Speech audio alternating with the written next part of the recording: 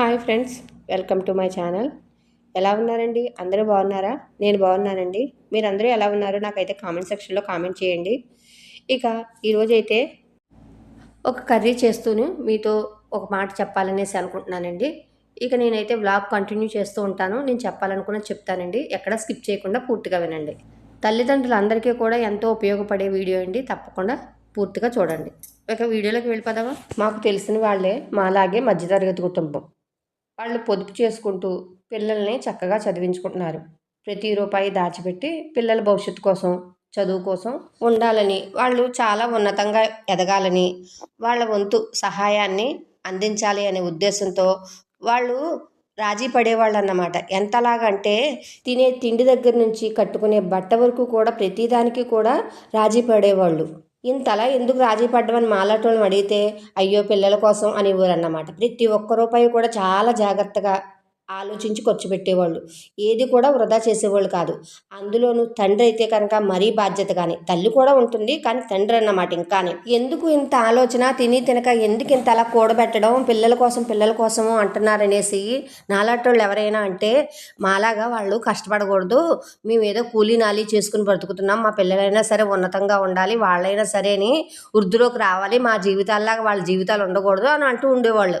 ఇక ఆ పిల్లల తండ్రి అయితే కనుక ప్రతిదానికి కూడా ఆలోచిస్తూ తనకి ఏం కావాలన్నా సరే పట్టించుకోకుండా, తనకి ఆరోగ్యం బాగా లేకపోయినా సరే బాగానే ఉంది అంటూ, నేను బాగానే ఉన్నాను అంటూ, నాకేమవుతుందిలే అన్నట్టుగానే ప్రతిసారి అతని గురించి అతను నిర్లక్ష్యం చేసుకుంటూ ఉండేవాడు. ఏదైనా సరే ఒంట్లో బాగోకపోతే కనుక అప్పటికప్పుడు ఏదో మెడికల్ షాపులకు వెళ్ళి 4 ట్యాబ్లెట్లు కొనుక్కు తెచ్చుకోవడం, వేసుకోవడం, ఇలా రోజులు గడిపేయడం జరిగిందన్నమాట. ఇలా కొన్ని సంవత్సరాల పాటు జరిగింది. తనకి ఏ ఒంట్లో బాగోకపోయినా సరే ప్రతిదానికి కూడా హాస్పిటల్కి వెళ్తే డబ్బులు అయిపోతాయి అనేసి ఏదో ఒక ట్యాబ్లెట్ తెచ్చేసుకుంటాం, మింగేయడం.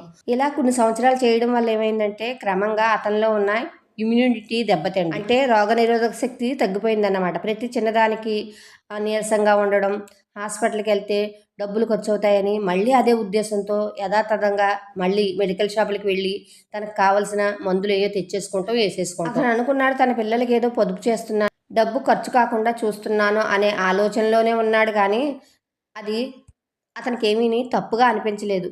తను చేస్తుంది తనకి కరెక్ట్గానే అనిపించింది.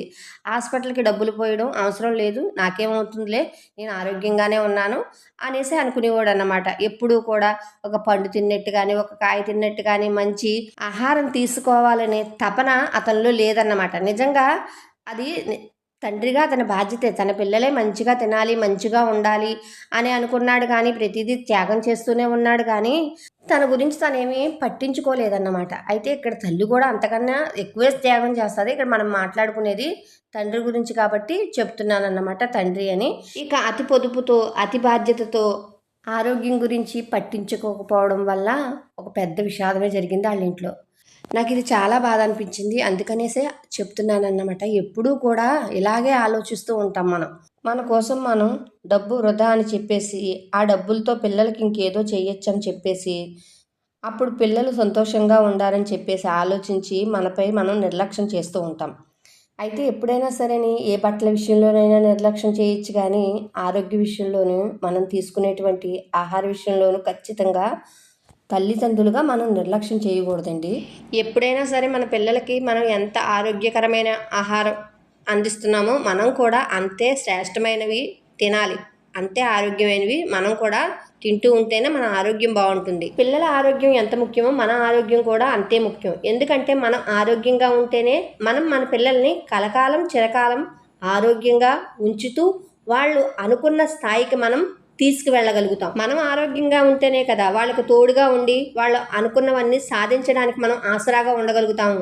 మన పిల్లలకి నిజమైనటువంటి మేలు చేసిన వాళ్ళం అవుతాము. అందుకు మనం చేయవలసినటువంటి మొట్టమొదటి పని ఏంటంటే మనం ఆరోగ్యంగా ఉంటూ మన పిల్లలకి కలకాలం చిరకాలం తోడుగా ఉండేలా ఉండాలి. అంతేకాని మనం పొదుపు పేరుతో సరిగ్గా తినకుండా అశ్రద్ధగా ఉంటూ అనారోగ్య పరిస్థితుల్లో కూడా హాస్పిటల్కి వెళ్లకుండా చిన్న చిన్న మెడిసిన్స్ తెచ్చుకుని మనకు మనమే మెడిసిన్స్ వేసుకుంటూ జబ్బు విపరీతంగా పెరిగిపోయిన తర్వాత అప్పుడు హాస్పిటల్లో పడిపోయి పిల్లలకు విషాదాన్ని మిగిల్చవలసి వస్తుంది. ఆ తర్వాత తల్లి తండ్రి ఇద్దరిలో ఎవరు లేకపోయినా సరే పిల్లల జీవితాలు అతలాకుతలం అయిపోతాయి. పిల్లల మీద ఉన్న అధికమైన ప్రేమ, అధికంగా పొదుపు చేసి వాళ్లకు ఏదో అందించాలి అనుకుంటే చివరికి భారీ మూల్యాన్నే చెల్లించవలసి ఉంటుంది. డబ్బు ఉంటే సరిపోతుందా? లేదు కదా. తల్లిదండ్రులు లేనటువంటి లోటు ఇంకెవరైనా తీర్చగలరా? పూడ్చగలరా? పూర్తి ఆరోగ్యంతో ఉన్న తల్లిదండ్రులు ఉన్న కుటుంబం ఎంత అందంగా ఉంటుందో ఒక్కసారి ఊహించుకోండి. చిన్నా చితక తెలియకుండా జరిగేటువంటి ప్రమాదాలు అశ్రద్ధగా ఉండడం వల్లనో లేకపోతే అప్రమత్తంగా లేకపోవడం వల్లనో జరిగేటువంటి ప్రమాదాలు వేరు. కానీ పొదుపు అనే పేరుతో మనకు తెలియకుండానే మనము పిసినారితనాన్ని ప్రకటిస్తూ మన శరీరంలో ఉన్నటువంటి ఇమ్యూనిటీని మనమే తగ్గించుకు మనకు మనంగా చేజేతులారా అనారోగ్యానికి గురయ్యి దానికి ఏయో మెడిసిన్ వేసేసుకుని మెడికల్ షాప్లోంచి తెచ్చుకుని మన శరీరాన్ని మనమే పతనం చేసుకున్న వాళ్ళం అవుతాం. చివరికి పిల్లలు దిక్కులేని వాళ్ళుగానో లేదంటే మనమే వాళ్ళ పాలిట భారంగానో మారితే ఏం బాగుంటుంది? బాగోదు కదా. అందుకని ఎప్పుడైనా సరే తల్లిదండ్రులు పొదుపు చేయండి. కానీ ఏ స్థాయిలో, ఎంత మేరకు పొదుపు చేయాలి, ఎక్కడ ఏదేది పద్ధతుల్లో పొదుపు చేయాలి, ఎక్కడ ఖర్చు పెట్టాలి, ఎక్కడ ఖర్చు పెట్టకూడదు అనే విషయాలు అవగాహన చేసుకుని దాని మీద ఒక అవగాహనకు వచ్చి పొదుపు చేయాలి. ఆరోగ్యం, ఆహారం పట్ల పొదుపు చేస్తాము. చౌకబారుకు ఆహార అలవాట్లను స్వీకరించడం, మందుబిళ్ళలను మింగడం, చివరికి జీవితాన్ని కోల్పోతే ఇక ఆ తర్వాత ఆ ఇల్లే ఎలా ఉంటుందో ఆలోచించండి. కాబట్టి పిల్లల్నే కాకుండా మీ గురించి కూడా మీరు పట్టించుకోవాలి అనే విషయాన్ని గుర్తుపెట్టుకుని ఆరోగ్యంపై పూర్తి శ్రద్ధ తీసుకుంటూ కుటుంబ పెద్దగా మనం కూడా ఆరోగ్యంగా ఉంటూ మన పిల్లలకి ఆరోగ్యమైనటువంటి కుటుంబాన్ని, ఆరోగ్యమైనటువంటి తల్లిదండ్రులుగా ఉంటూ చివరి వరకు వాళ్ళకి పూర్తి స్థాయిలో మన సహాయ సహకారాలు అందిస్తూ వాళ్ళ జీవితానికి రాచబాటగా నిర్మించే ఆలోచన విధానం ఉండాలే తప్ప పొదుపు పొదుపు పొదుపు అనేటువంటి పేరుతో ఆర్థికంగా పొదుపు చేస్తూ పిసినారితనంతో పిల్లల జీవితాలలో భారంగా మారకండి. తల్లిదండ్రులుగా మన అవసరం మన పిల్లలకు ఎంతో ఉంది. కాబట్టి వాళ్ళ జీవితాలని మీరు ఏదో ఉద్ధరిద్దాము అన్న ఉద్దేశంతో అనారోగ్యాల పాలు కాకండి. పిల్లలతో పాటు మీరు కూడా ఆరోగ్యమైన ఆహారం తీసుకుంటూ తగిన విశ్రాంతి తీసుకుంటూ వాళ్ళకి మీరు ఎలా చేయగలరు, ఏం చేయగలరు అన్న దాని మీద దృష్టి పెట్టండి. అంతేగాని మీ జీవితాన్ని మీరే చేజేతులారా నాశనం చేసుకుంటూ పిల్లలకు భారంగాను బాధగాను మారకండి. మన పిల్లలపై మనకు ప్రేమ ఉండడం మంచిదే, కుటుంబం పైన ప్రేమ ఉండడం మంచిదే. కానీ ఆ ప్రేమలో పడి అధికంగా పొదుపు చేయాలి అనే ఉద్దేశం మనల్ని, మన జీవితాలని తాకట్టు పెట్టి పొదుపు చేసే పొదుపు మనకు ఏమాత్రము కూడా ఉపయోగపడదు. కాస్త మీ ఆరోగ్యంపై కూడా శ్రద్ధ పెట్టండి. కాస్త మన గురించి కూడా మనం పట్టించుకోవాలి. మంచి ఆహారాన్ని తీసుకోవాలి. ఒత్తిడి నుంచి బయటపడి ప్రశాంతంగా నిదానంగా మన గురించి ఆలోచించుకుంటూ ఆరోగ్యమైనటువంటి వ్యక్తిగా మనం ముందుకు సాగితేనే కదా.